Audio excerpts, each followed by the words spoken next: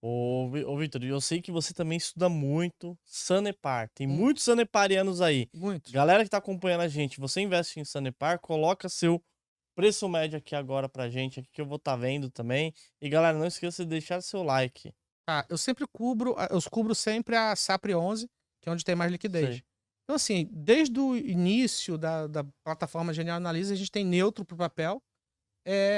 E por quê? Já cheguei a fazer live sobre isso, podcasts, em que, ainda que em termos fundamentais ela seja uma empresa razoável, ela, ela faz uma baguncinha ali nos processos de revisão, de reajuste tarifário, e que acaba não. Enfim, acaba trazendo uma percepção de risco muito maior eh, de se investir no case. Então, assim, contraditoriamente, a Copasa e a Sabesp, mesmo tendo rentabilidades inferiores à Sanepar, elas negociam com prêmio a São mais Sanepar. atraentes, né? O mercado paga porque, assim, Sim. é difícil fazer conta em relação à Sanepar, ainda que ela seja um case redondo, em termos estritamente operacionais. Então, assim, qual é a parte boa, assim, depois de ter falado tão mal da Sanepar nos O pessoal tá últimos até tempos, brincando nos aqui, últimos falando que tempos, você adora Sanepar. não, depois de ter falado tão mal, eu vejo uma gota de esperança no quê? Na privatização da empresa. Hoje, você tem 2 cases muito claros de privatização, que é a Copel. Copasa e a Sabesp. Vamos ver se isso vai se materializar. Mas a Sanepar, ela hoje, assim, ela negocia a uma base de ativos regulatória de 0,6, aí na casa dos R$ 22. Então o ponto é o seguinte, tem zero privatização no valuation dela. Então, e o governador do Paraná, eu brinco que apesar dele ser governador do É o filho do Paraná, Ratinho, né? é o Ratinho Júnior, ele parece mineiro, né, porque mineiro, assim, ele é quieto, mas chega lá e faz, né, chega e faz e acontece. Então, assim, ele nunca falou nada da Copel, e eis que, desde que ele se elegeu, levou 6, 7 meses, pum, botou a privatização na estrada, botou a privatização na rua. Então, o meu medo, e medo no bom sentido da palavra, é que ele também, às vezes, faça a mesma coisa com a Sanepar, sendo que, poxa, faltam 3 anos e meio, 3 anos e 4 meses para o mandato dele acabar. E como é o segundo mandato, geralmente essas coisas que em teoria são mais impopulares são mais fáceis de serem feitas. Então, assim, não, o cara tem menos apego, né? Porque ele não vai se reeleger, ele deve ir para o Senado, eu imagino, qualquer coisa assim.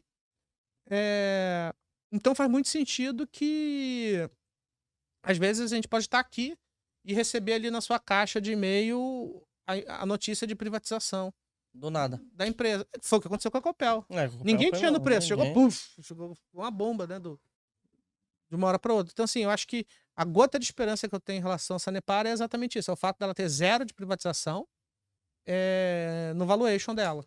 E se acontecer de maneira Pode ser um inesperada, pote de ouro, né? pode ser um pote de ouro, exatamente. Então, para fins de comparação, a Copasa, a gente deu compra lá na casa dos 11, R$ 12. Aí quando chegou a 16, 17, eu dei neutro e não consegui pegar a pernada inteira, porque chegou a 20. Caramba. A Sabesp é a mesma coisa. E qual é o ponto da Sabesp e da Copasa nesses níveis de preço? A Copasa, negociando ali a R$ 19, ela já está negociando muito próximo à sua base de remuneração regulatória, à sua base de ativos.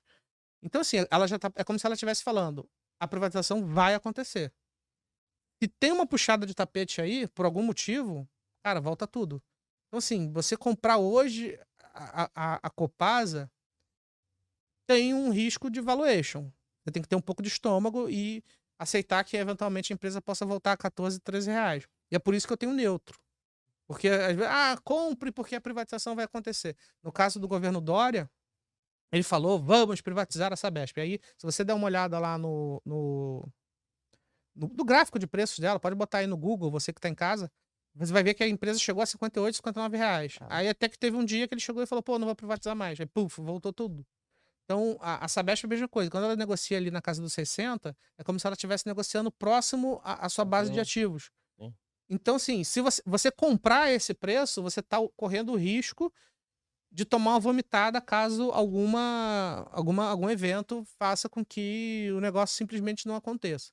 Eu acho que quem investe na Sabesp hoje, né, pensando na privatização, tem que pensar que o maior risco para a Sabesp hoje é, eventualmente, o governo não conseguir privatizar a empresa a tempo e ficar muito próximo às eleições municipais, porque o principal, o candidato que tem as maiores intenções de votos hoje aqui na cidade de São Paulo é o Guilherme Boulos. Ele tem uma plataforma antiprivatista. E ele vai fazer o papel dele para sua base e para ser eleito, que não vai privatizar, etc. E assim, se isso se tornar um problema, porque você precisa da autorização dos prefeitos, né? Ah, legal. Então, ele, prefeito de São Paulo, vai falar, não quero, e o negócio não vai para frente, e o papel vai voltar tudo. Mas o que eu acho, que eu tenho defendido é o seguinte: a gente tem que manter para os 3 cases, mantenha, que o pior já passou. Sabe? Quem comeu grama lá atrás tá de frente a uma opcionalidade muito interessante. Hoje, a menor dessas a mais barata dessas opcionalidades é a Sanepar, ainda que ela não tenha nada na mesa. Já a Sabesp e a Copasa, já existe um certo risco caso o evento não se materialize. Aí a gente tem que acompanhar o dia a dia. Não tem jeito. Saneparzinho o pessoal gosta bastante. Gosto. E desses 3 aí pode ser uma opcionalidade, né? Uma opcionalidade, bem melhor do que na Sanepar, é porque aí é aquela coisa, se não acontecer nada, beleza, você já tá comprando isso, mas se acontecer, você vai receber uma porrada, né? A gente fez uns exercícios ali, assim, se você considerar esse múltiplo EverHub, uma empresa privada, não raras às vezes, ela chega 2 vezes a sua base. Então, é como se a Sanepar pudesse custar R$40. Caramba, meu. Então tem um potencial gigantesco, né? Ali. O exemplo claro que isso aí aconteceu, sabe quem foi? Foi com a antiga Eletropaulo ELPL4. ELPL? ELPL4. Você não lembra, né? Não, já tem um tempo. Não é nada da minha época. É da minha época. Era uma empresa que pagava muito dividendo, mas que tinha uma discussão relacionada à dívida com a Eletrobras. Aí ela teve um problema que ela parou de pagar dividendo e ela negociava uns múltiplos horrorosos, assim, sei lá. Eu não vou lembrar, assim, mas eu sei, assim, que no que foi resolvido essa dívida com a Eletrobras, ficou muito claro o quanto você poderia pagar pelo ativo, porque a empresa dizia, a dívida é X, a Eletrobras falava que a dívida era 2 ou 3X. Então ficava uma dúvida muito grande sobre que preço pagar pelo ativo, sobre que preço pagar por aquele ativo à medida que existe essa incerteza. Quando a incerteza virou certeza, pronto, a gente já sabe quanto é a dívida, cara, deu 1 mês, a empresa começou a receber proposta, saiu dos 15 para os R$45. Caraca, rápido. Foi. E saiu por 2,5 EverHub. E se comprou, se deu bem, né? Se deu bem. E a época genial, acho que nem existia como marca ainda, ou existia, eu cheguei a fazer não uma live, mas assim, era um chat público, assim. Aí falei sobre isso. Acho que, não sei se ainda tem alguém que me acompanha desde aquela época, porque, para eu não pagar de mentiroso aqui, mas eu fiz essa live com o Vilegas lá. Legal. E deu super certo. Então, assim, e se você pegar os prêmios que os leilões de privatização que aconteceram ali no pós-publicação do Marco de Saneamento, pô, o de Alagoas. O prêmio mínimo era 40 milhões ou 50 milhões. Saiu por 2 bi. Ô, louco. Loucura, assim. Então, assim, os governadores, eles estão vendo, cara, isso aqui vale ouro. Sendo que Alagoas, se eu não me engano, a cobertura de esgoto era 50%. A cobertura de água era, sei lá, 70%. Era super baixo, assim. Que eu não lembro mais dos números agora. Sim. Mas era um serviço super precário e eles pagaram muito por aquilo. Então, assim, à medida que você pega uma Sanepar, uma Copasa, uma Sabesp, e você coloca essa privatização, poxa, por que não? Em cases que são muito mais redondos. Sim.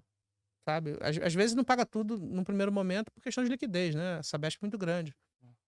Mas o potencial é muito interessante. É só pegar as distribuidoras de energia as redondinhas, pô, negociam 2 vezes rápido. As distribuidoras da Equatorial negociam mais ou menos nisso. Tubarões, se vocês quiserem ver cotação de ações, de fundos imobiliários, de BDRs, ETFs, criptomoedas, você consegue ver através do site do Investidor 10, a plataforma completa. Tem diversos rankings também, maiores lucros, maiores ROIs, empresas que pagaram mais dividendos nos últimos 12 meses. É uma plataforma completa e você consegue gerenciar sua carteira. O QR Code tá aqui na tela, aqui, só você acessar ou no link da descrição aqui do vídeo também.